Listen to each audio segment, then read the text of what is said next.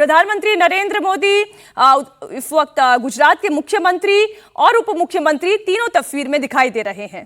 तो तस्वीर आपके सामने, प्रधानमंत्री नरेंद्र मोदी आज शिव भक्ति के लिए विशेष तौर पर उस सोमनाथ मंदिर में पूजा अर्चना करने के लिए कुंभाभिषेक के लिए वहां पर पहुंच चुके हैं, जिसके बारे में प्रधानमंत्री नरेंद्र मोदी लेख में लिखते हैं कि हमारे प्राचीन शास्त्रों में लिखा है, प्रभासम च परिक्रम्य पृथ्वीम क्रम संभवम, यानी कि केवल सोमनाथ की यानी कि दिव्य प्रभास की परिक्रमा कर लेने भर से पूरी पृथ्वी की परिक्रमा हो जाती है। यह उस समान पावन धरती है जहां पर प्रधानमंत्री नरेंद्र मोदी पहुंच रहे हैं। आज उसके स्वर्ण शिखर का कुंभाभिषेक होगा और वाकई में यह दृश्य इस लिहाज से अभिभूत करने वाला है। वो हर व्यक्ति जो हिंदू है, जो सनातनी है, जो थोड़ा भी आध्यात्मिक क्यों ना हो, वो सोमनाथ की महत्ता को समझता है और इसी सोमनाथ के लिए कितनी आहुतियां हुई हैं, कितने प्राण त्यागे गए हैं, कितना संघर्ष इसने किया है, वो लगातार आप इस चर्चा में भी सुन रहे हैं। कल भी सुनी थी, आज भी सुन रहे हैं और सदियों सदियों तक इसका गौरवगान किया जाता रहेगा, क्योंकि ये सोमनाथ मंदिर 12 ज्योतिर्लिंगों में से प्रथम ज्योतिर्लिंग का दर्जा जिसे प्राप्त है। आज उसके अमृत महोत्सव का दिन है, उसकी तस्वीरें आपके सामने हैं।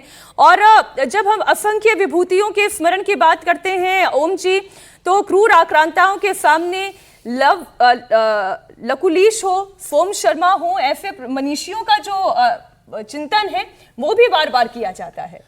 बिल्कुल, जब हम पूरे इस अपने आक्रांताओं ने जो किया, आप देखिए ना कि हमारी प्रतिरोध की क्षमता और हमारे मनीषा आगे आप देखिए ऋषि कुमार जो हैं वो यहाँ पे चल रहे हैं। यहाँ आप देखेंगे प्रधानमंत्री बस अब यहाँ आमिर चौक में पहुंचने वाले हैं। यहाँ पे अगर आप देखेंगे कि जो है ऋषि कुमार आगे डमरू से नाद करते हुए आगे बढ़ रहे हैं और ये देखिए यहाँ प्रधानमंत्री मोदी आपको नजर आएंगे, साथ में मुख्यमंत्री हैं।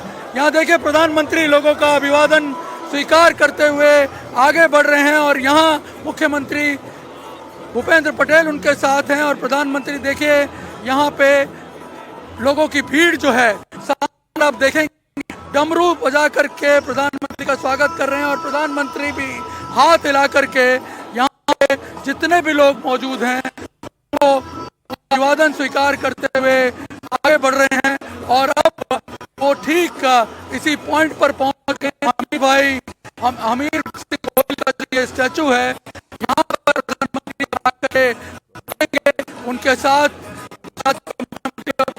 मौजूद हैं।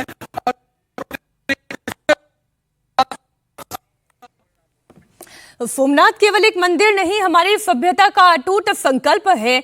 हमारे सामने लहराता हुआ विशाल समुद्र अनंत काल की अनुभूति कराता है। ये प्रधानमंत्री नरेंद्र मोदी के लेख की शुरुआत है जो उन्होंने सोमनाथ के विवरण के लिए कही, जो उसके लिए उनकी जो श्रद्धा है उसके लिए कही। उन्होंने कहा कि लहरें हमें सिखाती है, तूफान चाहे कितना भी विकराल क्यों ना हो, मनुष्य का साहस, मनुष्य का आत्मबल हर बार फिर से उठ खड़ा होने में सक्षम है। यह उद्घोष है कि मानवीय चेतना को लंबे समय तक दबाया नहीं जा सकता और वाकई में यह उद्घोष ही है, चाहे वो चेतना हो, अध्यात्म। जो अभी मैंने बात कही अजीत जी कि अगर थोड़ा सा भी व्यक्ति आध्यात्मिक होगा, वो धार्मिक हो ना हो, वो पूजा पाठ करने वाला हो ना हो, वो किसी भी कुल से आने वाला क्यों ना हो, अगर उसके अंदर आध्यात्म है तो वो इस शक्ति पुंज को समझता होगा, वो सोमनाथ को समझता होगा।